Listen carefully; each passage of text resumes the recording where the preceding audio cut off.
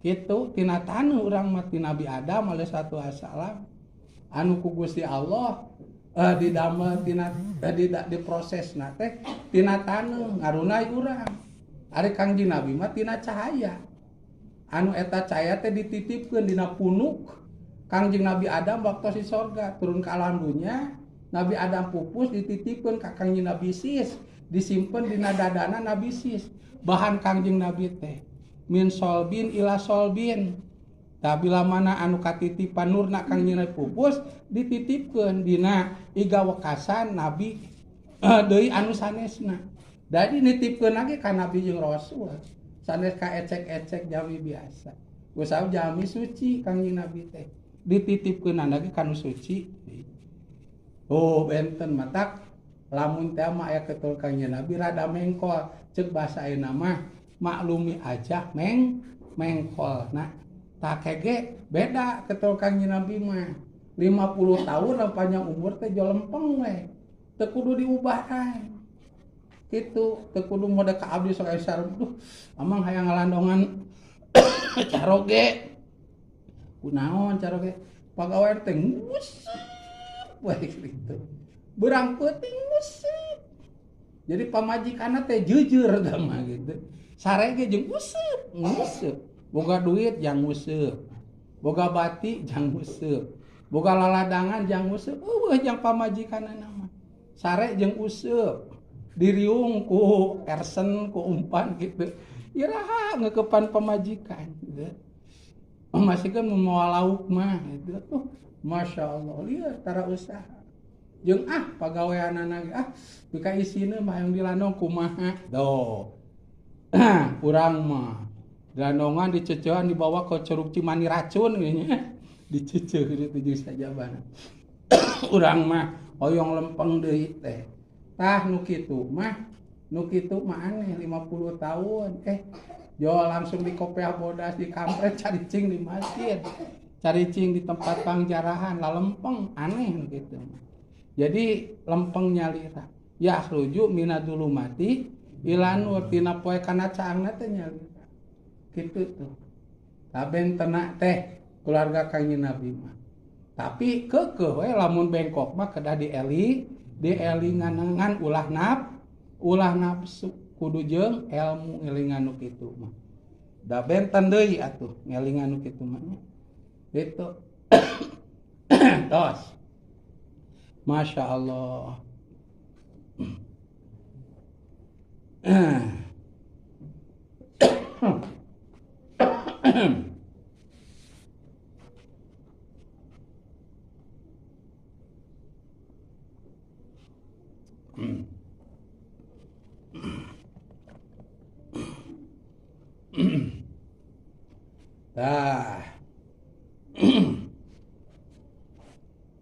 Tami saur neme bilih ka tarosan di alam pakuburan.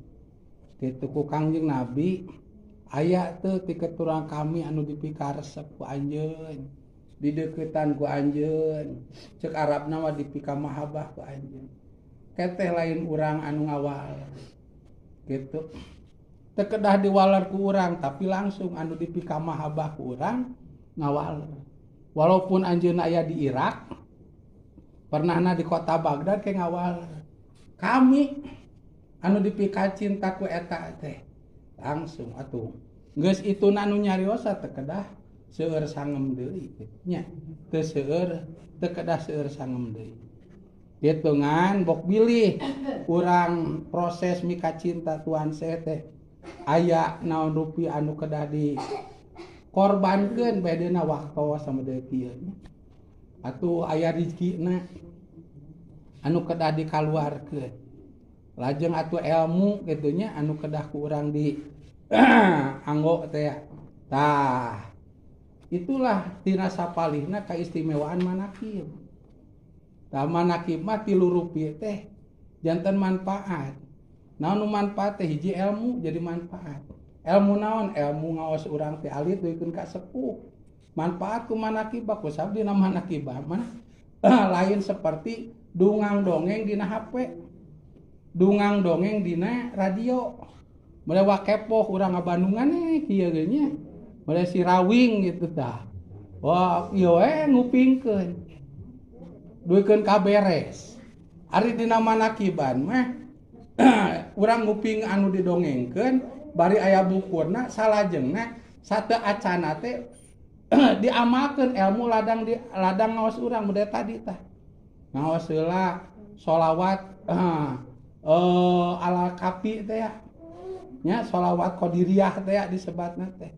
Ala kapi sholatullah ala sapi salamullah. Tuh pan anu teu katalar mah da di pasian. Naon di pasian adomanana di pasian fotokopiana pan dibaca. Alhamdulillah kapungkur ngaos Quran tiasa maca Arab pan dibaca. Tuh begitu urang maca eta seratan teh berarti urang teh nuju ngamalkeun ilmu laladangan ngaos naon ngaos Qur. Tuh jadi manfaat. Saatosna terasa marhaba neme simtuduror disebatna teh. Tuh simtuduror tuh. Berarti urang teh ngamanfaatkeun ilmu dina bidang urang kudu mika cinta ka Kangjeng tah nyata ciri mika cintana teh ku nyebat-nyebat jenengan Kangjeng Nabi ngonang. Kangjeng Nabi ku cara apa tuh jadi manfaat tuh ilmu teh. Tah salajengna atuh diselang heula ku nyarios heula ieu. Gitu engkena pan aya acara tahlil maca Quran teh urang maca Yasin berarti eta teh ngamanfaatkeun tuh dina manakib teh manfaat ilmu urang bedena ilmu ngaos Quran. Anu nomor kadua atuh dina manakib teh perkawis rezeki ge janten manfaat rezeki ge.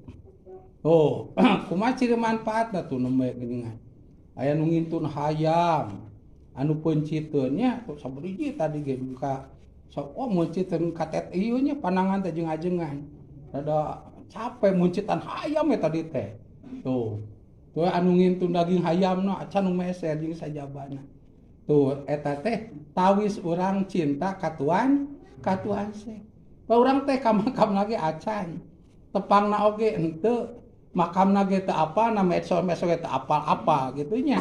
Tapi di paparinan mana nah urang teh hoyong berkorban kanggo tuan tuh nu gaduh hayam dipasihkeun nu gaduh daging dipasihkeun anu gaduh artos dititipkeun anu gaduh beas dititipkeun tuh itulah kaistimewaan tuan seh mah kitu benten jeung wali anu sanesna tuan seh mah benten hawana tuan seh mah bahkan galujru tadi teh tegaradu acis basa rebo teh Tegaradu proyek pannya.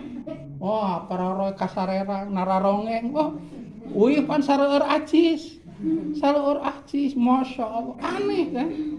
Aneh, garaduh beas. Garu acis, garaduh mamen. Wah, Masya Allah. Gitu. Hawana manakib. Matak anu sanes manakib sok samingon sakali. Malam Jumaah. Abi mah sasasi sakali tiap malam kaping 11 etangan sasi hijriyah. Da kitu cenah wah budak manakib mah berkah we cenah kitu pokna teh. Da abdi mah cekape sasasi sakali. Abdi mah tukaraos. Tah. Bab rezeki aneh padama. Abdi henteu pokona baroga duit hadiekeun. Pokona mah nu teu boga duit ngeclok, wayahna kudu-uduna si anu henteu pannya. Henteu. Berkahna tuan seh mah jol punten anu bageur oge langkung bageur, komo anu tos langkung bageur. Ayeuna ge anu teu acan masih deuk nitipkeun nyusul. Tos nyusul abdi tos aya cerecetna tos aya. Eta teh cerecetna na meja tang hampar teh. Nah, itu berkahna manakib mah luar biasa. Tangke oge punten kaistimewa manakib kanggo jami anu mahabbahna ka Kangjeng Sultan diparengkeun teh pasti da bakal pupus. Tah pupusna teh ulah helo. Lamun anu kersa manakiban kieu tah. Teras berkorban dina manakibna lain gaduh urang teh ku cinta jadi maksakeun. Pupusna mangga. Ciriannya cariosan abdi. Tiap misalkan pugu di dinten pupusna madukeun ka tujuna bade matang puluh bade natus lajeng bade hawa tepang tahun sok aya rezekina jeung sok aya anu ngeling-ngelingna walaupun budakna teh sadapur barar hingkok tapi bakal aya anu lempeng apakah incuna dielingan ku incuna ka ramana atau ka ibuna supaya ngajak ka wargina yuk urang ngaholkeun aki atau nini atau apa atau emak diajak ya jadi lalempeng sadayana bisa kitu berkahna kersa ngamanakibkeun Kangjeng Sultan jeung berkahna kersa berkorban mangga we sok nya ti ayeuna amang hayang buktina pupus heula sok geura salah sahiji manutos berkeluarga kitu manakiban mah ulah ka Mang Rohidi nu maotna desa anu deuk ngurusna anu geus ieu geus berkeluarga kon geus karolot kitu mah nya mangga teh deui gitu tah kautamianana Kangjeng Sultan mah urang oge bade manakiban mah kana hawana beda cek tadi ge nu teu adu rezeki jo aya we duh da cenah amang di cancel heula cenah tanur oge ulah Kemis Jumaah wae oh alhamdulillah abi lamun Kemis teh ngalamun gitu mah teh aduh Kemis naon ieu Kemisnya di cancel kana Jumaah akeuna Jumaah gitu kitu sok boga bati dina manakiban teh bati naon ya bati lieur gitu bati berkah batina gitu aya tarenang gitu tuh bab sedekah nah, bab sedekah jadi kaamalkeun gaduh riki sakudak sakedik teh tiasa disedekahkeun nyata silih raosan rezeki tadi pasak terus kini itu di wadahan jadi saling berbagi teh ya kusab dina manakib mah kedah sedekah paling sakedik ka 11 jam sedangkan dia nu hadi langkung salajengna kaeng udunan teh dipasak dihijikeun tah terasa di wadahan kieu pasti kayak nyararanak silih raosan anu saling raosan ieu teh langkung ti sajami tah coba kaya berkah nya tak kitu teh